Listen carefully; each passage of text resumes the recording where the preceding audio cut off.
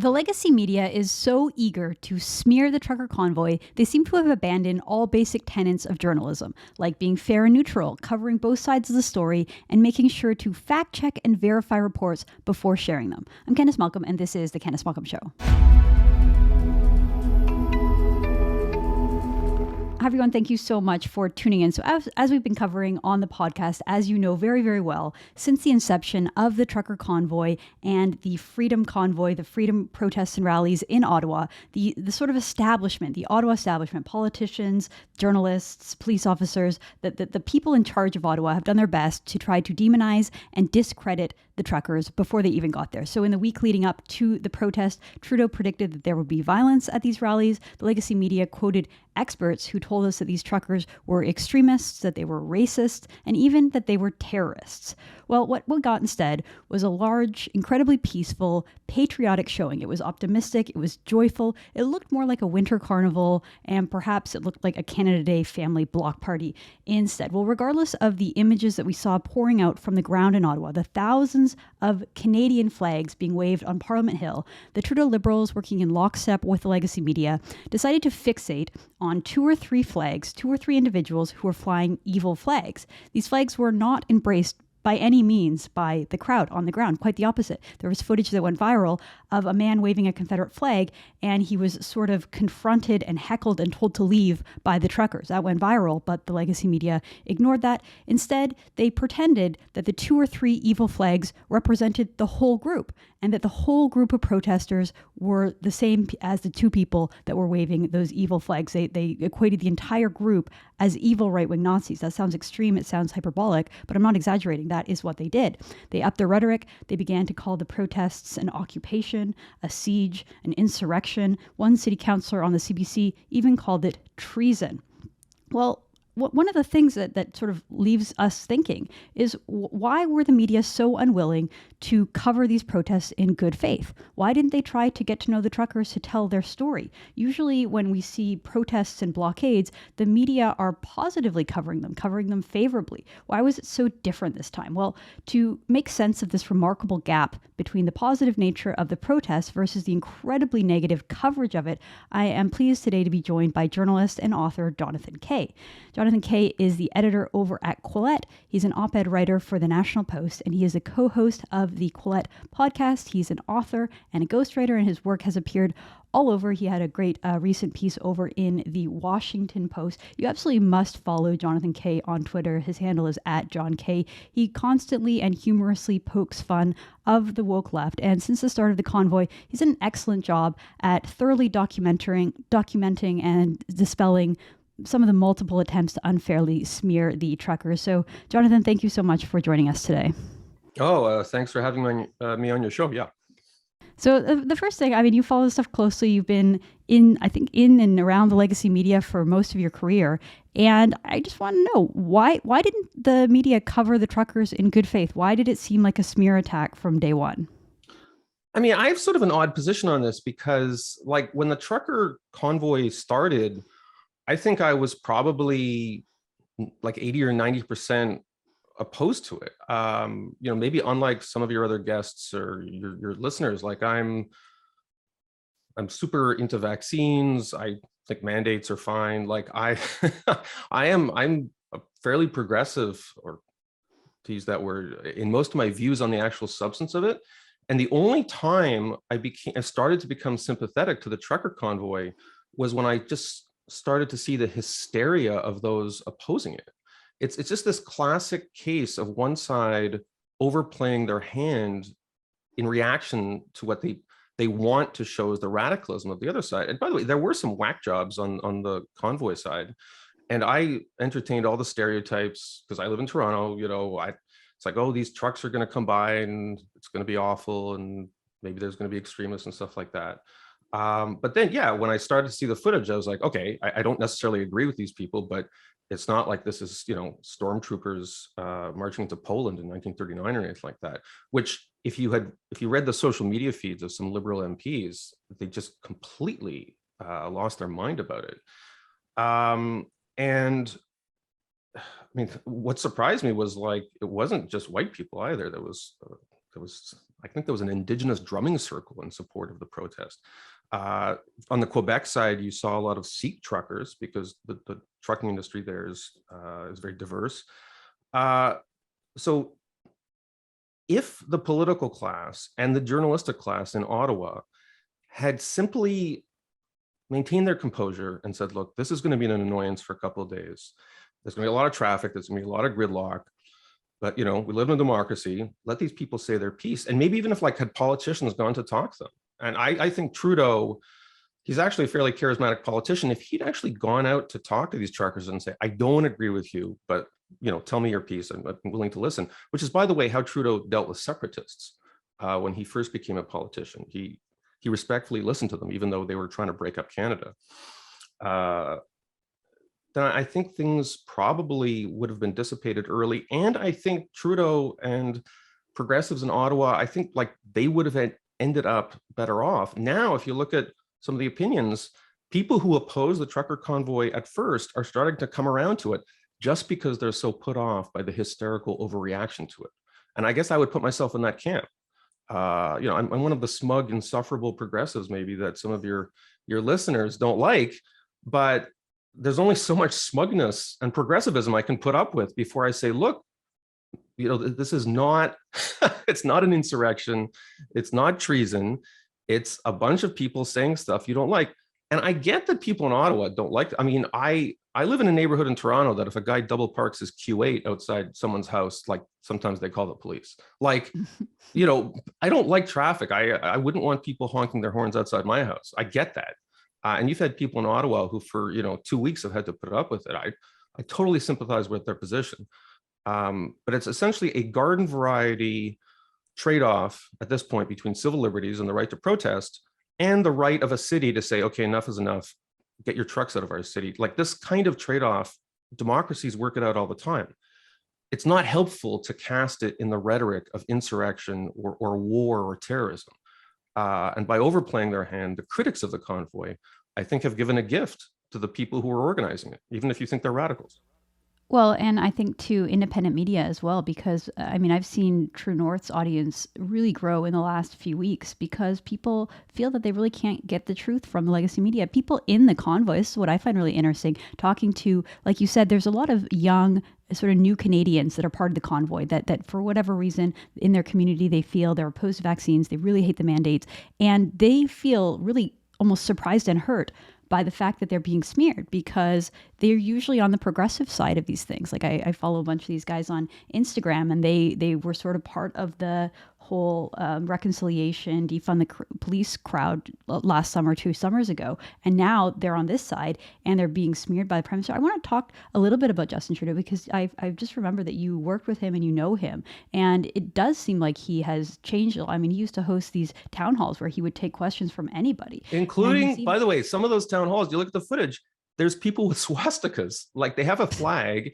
and there's, and by the way, just to be fair, the people who went to those town halls with Trudeau with swastikas and the flag, they weren't Nazis. They were people who were stupidly using Nazi symbology to smear their opponents as being Nazis, which is the same as the idiots that you saw at, like there's 2 or 3 of them, but of course the media shows footage of them endlessly. There were 2 or 3 idiots who showed up at the trucker convoy who had flags. But if you look at the flags, they are trying to use Nazi imagery to attack Trudeau. Personally, I think it's insane to compare Trudeau to a Nazi or as a fascist, whatever you think of him.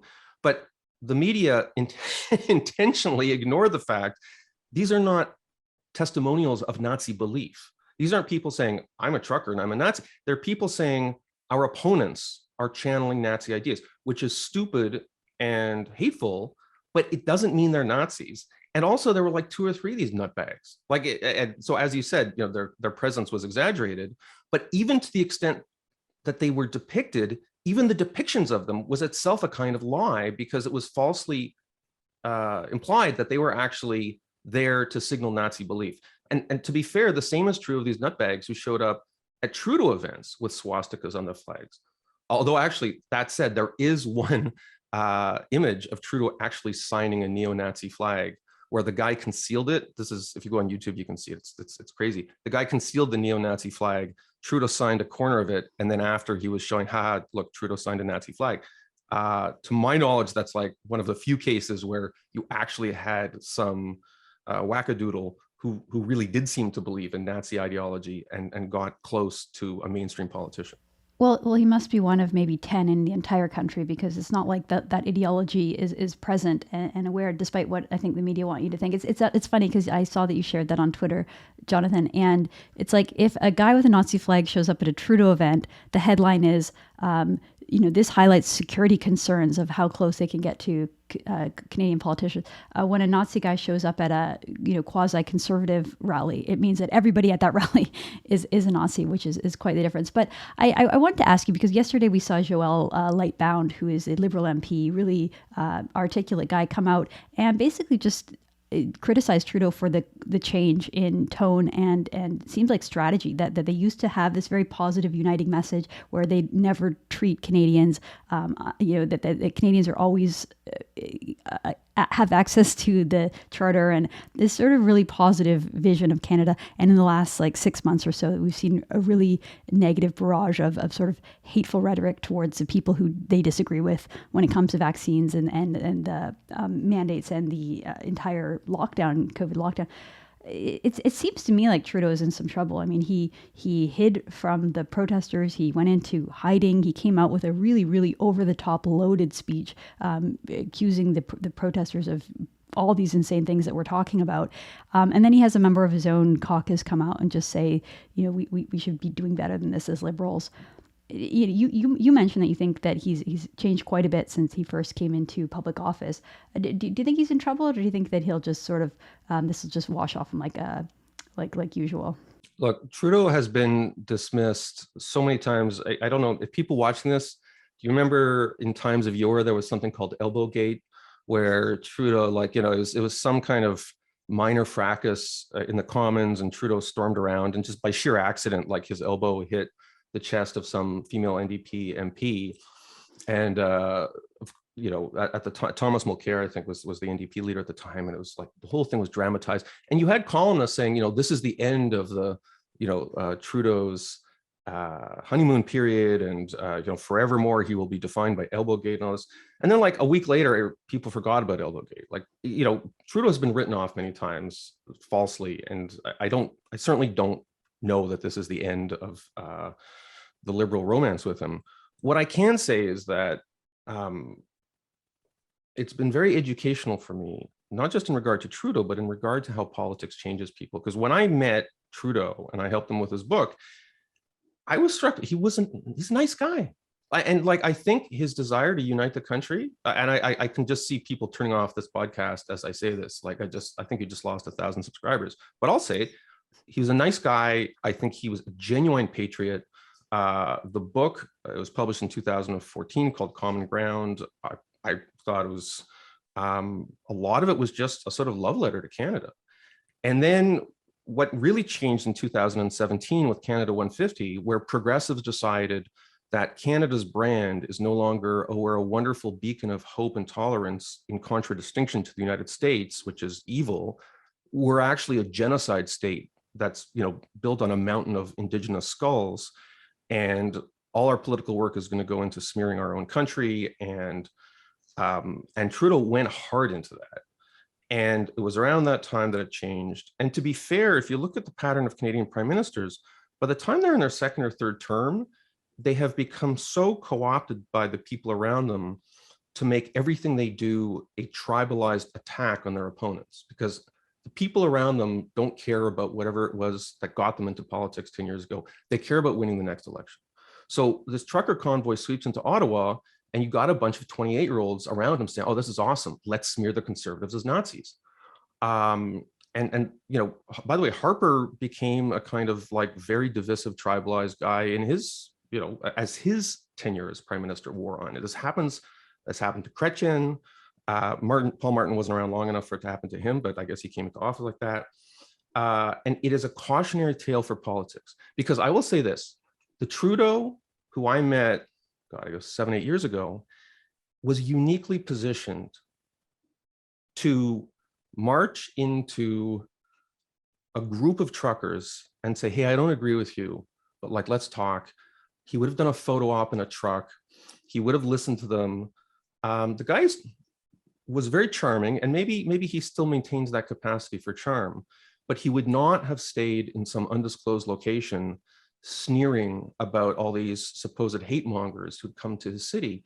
He would have gotten off his ass and actually met these people, even though he disagrees with them. That was the Trudeau of 2014, 15, 16, maybe even 2017, 2018. And to watch him become this kind of sullen hermit trying to score points with hyperbolic attacks on conservatives, it isn't just about Trudeau, it's about how politics changes people, conservatives or liberals alike. And if anybody is thinking about getting into politics, it's a depressing spectacle, because I think politics changes people, and this is like a case study in how that happens. Interesting. Well, I don't share your views. I always thought that Trudeau was very arrogant, very Quebec centrist, that he didn't have a lot of respect for Western Canada, and that he wasn't necessarily a very thoughtful person. He hadn't really thought through the core issues of the country. But I think that you're right, that he would have probably gone and spoken to the truckers, perhaps the French ones, perhaps the Quebec ones. I can't really imagine him even 5-10 years ago going out to Western Canada and speaking to people in Alberta. He and I grew up like within 1 or 2 kilometers of each other. I myself am very, even though I'm an Anglophone, unlike Trudeau, I don't speak fluent French. I have the same parochial fascination and love of Quebec as he does. So like Trudeau was very much of my tribe. And we're all creatures of our background. If I grew up in Western Canada, I would have maybe similar views about Quebec. Like, I don't know. But I do know he was a person of good faith. I know that. Unless I'm an incredibly misjudging his character. And it's true, he was never, I think he's very smart. He was never an intellectual. It is absolutely true that some of his, the things he said were kind of trite, and, he wasn't a deep thinker about Canada, especially maybe Western Canada. But he was a person of good faith, and I think a politician of good faith. And I don't think anybody who's watching what he and the Liberal Party have done over the last 2 weeks can say that anything they've done has been of good faith. It's been about fear-mongering and trying to smear a flawed and diverse protest movement as just a bunch of fascist hate mongers. And it's been disgusting to watch. I completely agree with that part. The thing that strikes me about Trudeau is I always thought, this is something I thought about him from the first time I interacted with him politically in 2011, that he hated conservatives more than he loved Canada. Now, maybe you think that his book was a love letter to Canada. That's true now. It wasn't true of Trudeau when I met him. It's 100% not true of Trudeau when I met him. 100%. And I know sometimes history is written backwards, and you impute the flaws of a person that they have now to the point of political conception. I know your listeners aren't going to agree with me. Trudeau was a decent guy who gave conservatives a fair shake. I mean, yes, it was often, he had to spout the language of liberal propaganda. He was part of the party. But I don't, look, he broke bread with separatists. Separatists who literally were trying to break up the country in the fashion that the so-called insurrectionists of the trucker convoy are falsely accused of. Like he gets points for that for me. Papineau, his riding, a lot of separatists in that riding. He'd go door to door and talk to these people. Imagine him going truck to truck and talking to people, which, by the way, if he did it, he'd score so many points. It would be such a wonderful spectacle. I'd love for him to, he can still do that. But of course he won't.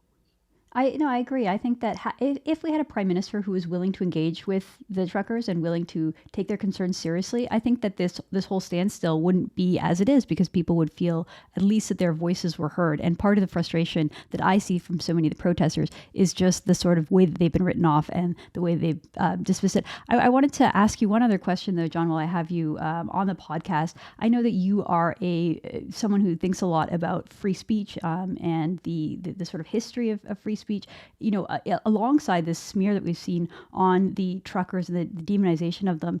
On the other side of the border down in the U.S., we've seen sort of a similar smear campaign unleashed against Joe Rogan, the incredibly popular podcaster.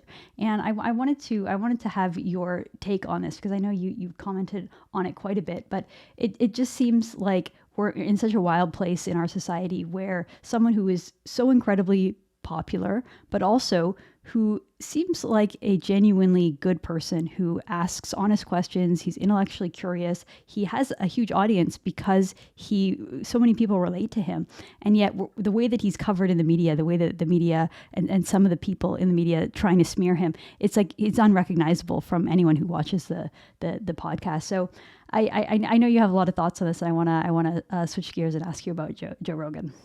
So it's a very analogous phenomenon whereby Joe Rogan is not someone I agree with, especially on vaccine stuff. I'm very pro-vaccine. I'm not one of these people who on social media, like my name is John K, triple vax, boosted, I'm wearing 5 masks. But I am, in terms of public health, very conventionally minded. I support vaccines. I don't support forcing people to get vaccinated. But one of the reasons I came on the show is to tell people, like, on social media, if you follow me, I'm not a Kool-Aid drinker. I'm not a slavish follower of orthodoxy.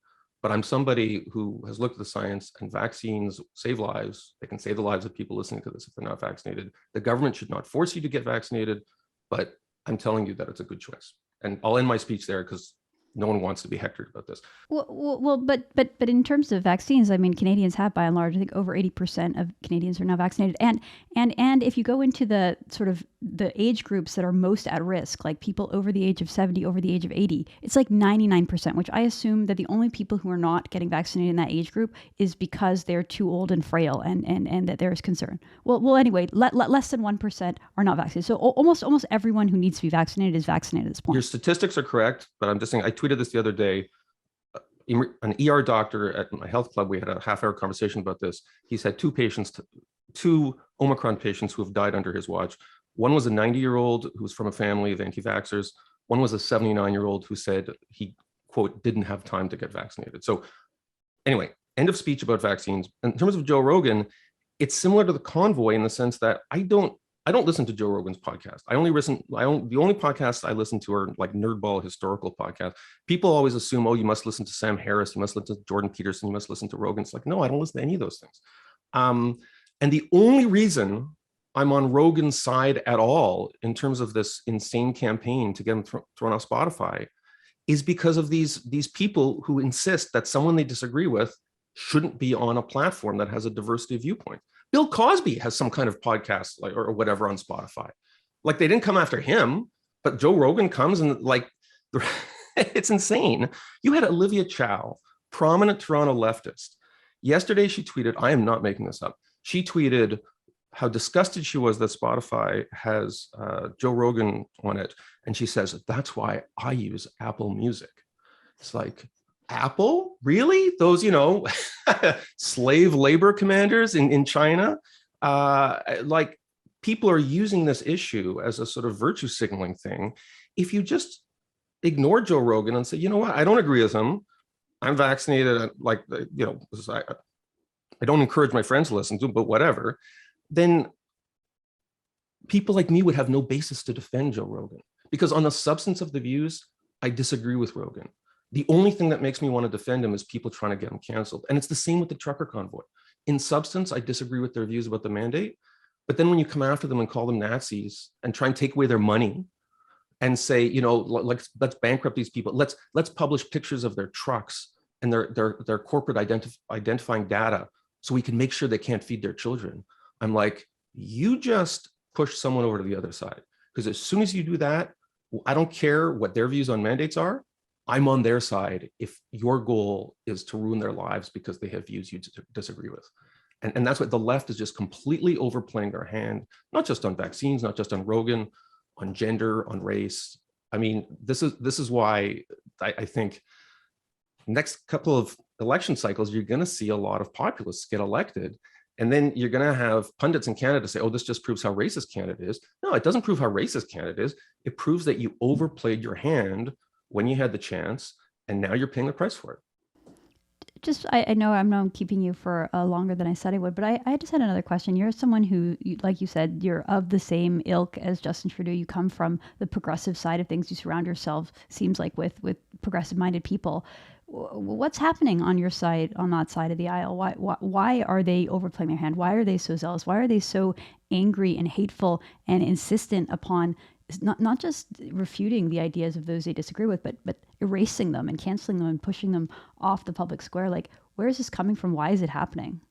So I think there's a lot of people who will go kind of deep into theories about critical race theory and postmodernism and cultural Marxism, whatever that means.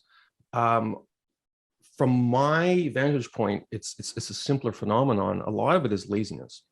You have a lot of progressives, many of them well-intentioned people, many of them my friends, coworkers, former coworkers, who spend a lot of their life in ideological silos, and their Facebook groups, their book clubs.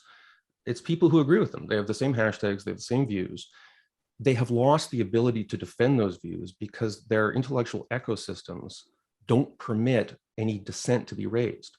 So when they see any sign of dissent that's geographically proximate, like somebody driving a truck through their city with a Canadian flag on it that says no to mandates, they no longer have the intellectual tools or reflexes to actually have any kind of debate or discussion about the substance of the issue. The only thing they know how to do is say, aha, that's one of the Nazi insurrectionists I have been warned about on my Reddit group or whatnot. And so it's just this sort of like, it's like an immune system that gets activated with antibodies. And the only language they have is the language of they're anti-Semitic, they must be Nazis, they're insurrectionists, or they look for what they imagine to be analogous historical episodes, such as the January 6th riot at the Capitol in the United States.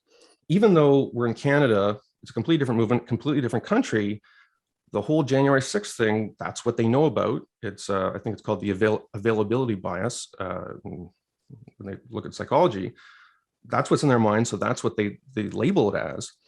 And I'm much less convinced about like esoteric theoretical analyses based on how people have been convinced. A lot of it to me is just laziness, people who don't have the capacity or will to defend their views except by recourse to lazy, hysterical slogans about Nazis. And then, of course, when they see some solitary idiot with any kind of Nazi sign, they seize on it. I mean, it's like some kind of intellectual orgasm they have, which is like, aha, this proves everything I've been ranting about for the last week, because some Fruit Loop is holding a sign. There's a guy, he was in Toronto, he was holding this like handmade sign for his website. He had some website called Goyim TV. I'm sure you've seen this photo.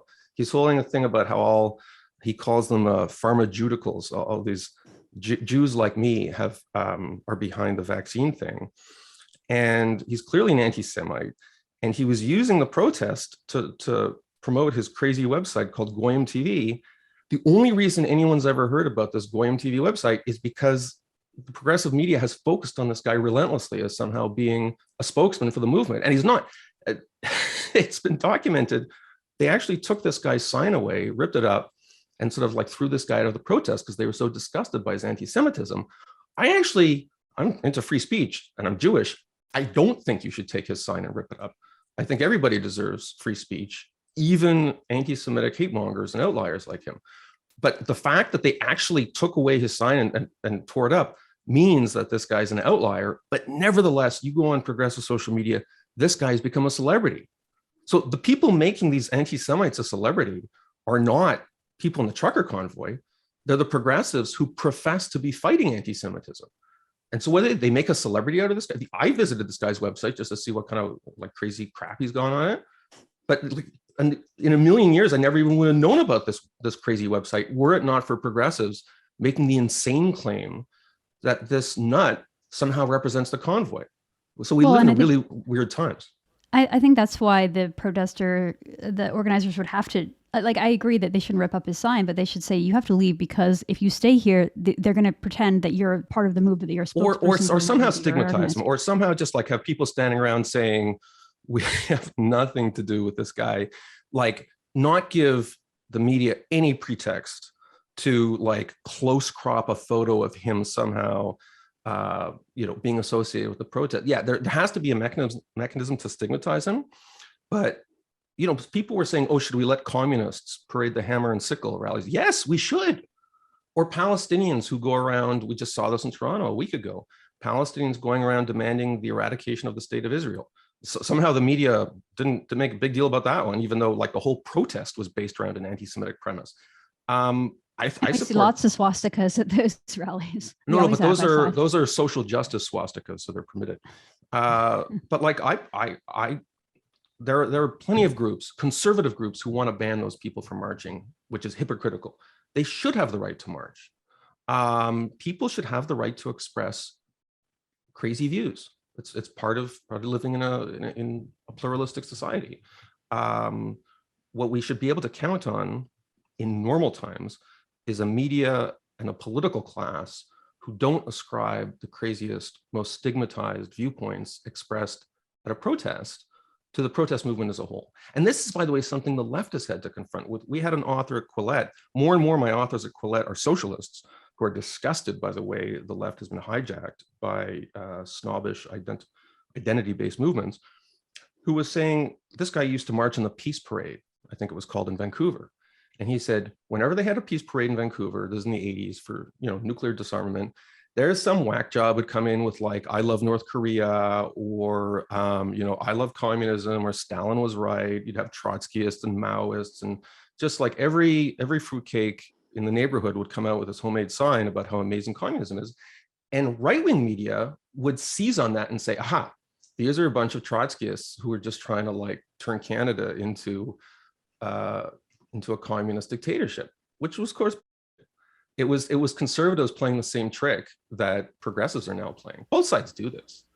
Well, I hear that a lot, that people say, oh, well, conservatives used to be the one that were for censorship and they were the ones that were trying to smear everyone. Well, it's like, I know, but I did. It's like I didn't, right? So it's like you're saying, okay, well, what you guys are doing, what the left is doing now is comparable to what the right was doing in the 80s. It's like, well, if I was live or if I was active in the 80s and I was a political commentator, I would say that was wrong too, because I think the 80s. This was the 90s. So in the 90s, I went to law school in the United States during the 90s, and a big movement among conservatives, this is in the United States, was to pass an amendment, and actually Trump even talked about this at one point, an amendment to prevent the burning of the American flag, on the pretext that, well, that's not really a form of speech, it's kind of a desecration of a national symbol.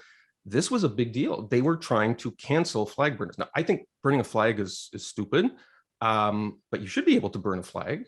But you had conservatives who were trying to insist that wasn't real speech, it was violence, which directly mimics what progressives say now when they say, well, when you express support for J.K. Rowling, that's not speech, that's a form of trauma. Like, they learned that from conservatives. So, I disagree. I don't know. I don't know that they learned that. I think it's probably just like you said, a lazy instinct that some people have. I mean, look at last summer. Last summer, we saw countless Canadian statues get pulled down, right? We saw not just people who were involved with residential schools, but Queen Victoria, Queen Elizabeth. I think there's a statue of Captain James Cook in Vancouver that got thrown into the ocean for some reason. We saw desecration of national symbols by the left, and we were told that it wasn't violence, it was understandable and justifiable and all part of the reconciliation process. I didn't hear a lot of conservatives saying that that should be considered treason, or that should be. I mean, people said, "Hey, we should uphold the rule of law, and vandalism shouldn't be okay." It's not part of speech. Well, the most disgusting example was in Montreal. They pulled down John A. Macdonald statue. This was, I think, I forget if it was Black Lives Matter or an Indigenous rights protest, but the two kind of merged. And the video is online. And then as soon as it came down, it was just a complete criminal act. And then a protester went over and pretended to hump John A. Macdonald's head. Like, the whole thing was just, I don't fetishize Canadian history as like some sort of sacred text, but I was watching it. I was like, whatever side these people are on, I'm on the other side of it. And federal politicians actually stared at their shoes. I'm talking about like Trudeau and Liberals. Mm-hmm. To their credit, I think there were like Quebecois politicians who actually, they were the voice of reason, standing up for John A. Macdonald, that Anglophone assimilationist who normally they might be skeptical of because if they've nationalist Quebecois sympathies. In fact, actually, this is we were talking before about the Liberal MP who's become the voice of reason and has pushed back against Trudeau. No surprise, he's from Quebec. And as I said on Twitter earlier, many of the disaffected civil servants and Liberal politicians who feed me scoops and will DM me with, sometimes they're just looking to kvetch because they can't do it among their Liberal friends. They do it to me because they know I have an appetite for that. They're from Quebec. Quebecers are much less cowed by this sort of Anglophone progressive left-wing social panic that has become dominant since 2017. And by the way, I should say a lot of them are immigrants, because you've got people saying, look, I didn't come from Iran or Eastern Europe to Canada, the land of freedom, so I could see a repeat of this kind of top-down autocratic demand for ideological purity. I want no part of that. And in my view, the people who are going to save the Canadian left from their social panic are going to be Quebecers and immigrants, because here in Toronto, in particular, old stock, as Stephen Harper once called them, old stock Anglo upper middle class WASPs have lost any ability to embrace common sense or to reject the sanctimonious pieties of American imported progressive ideological bullshit. They don't have the capacity to do it. They feel they have no moral capital whatsoever to exercise independent thought. They slavishly follow whatever hashtag comes down the pipe 15 minutes ago. And we're going to have to look to Quebecers and immigrants. This is my Eastern Canadian bias. I don't live in Western Canada, so maybe my perspective would be different. But they are, I hope, going to rescue the Canadian left with some assistance from old school socialists who realize that the real divide in our society is class-based. It is not skin color-based. And more and more I have time for old school socialists who have a class-based analysis of our society. Because you've got people like me, I'm living large, right? Like, but the reason I'm living large is it's because of class. It's not because I have white privilege or I'm cis or, white privilege does play part of it. Racism is a real thing, but God, I would love it if the left got back to traditional Marxism. I agree that what I think what we're seeing with the trucker convoy is like a class uprising, like people who have had to live with the COVID, people who have had no choice other than to go out there and face it and live with it. They're used to it, and they're sort of pushing back against all the middle class Canadians who are very comfortable with the new normal of working from home, living from home, having minimal social interactions. A lot easier for them, and then maybe they have more apprehension and they're more nervous about going back into 100%. Life. And it is, but it's totally class-based. In my neighborhood is full of consultants, lawyers, journalists like me, who are like, oh yes, I don't care how long it takes, how many Zoom meetings I have to take.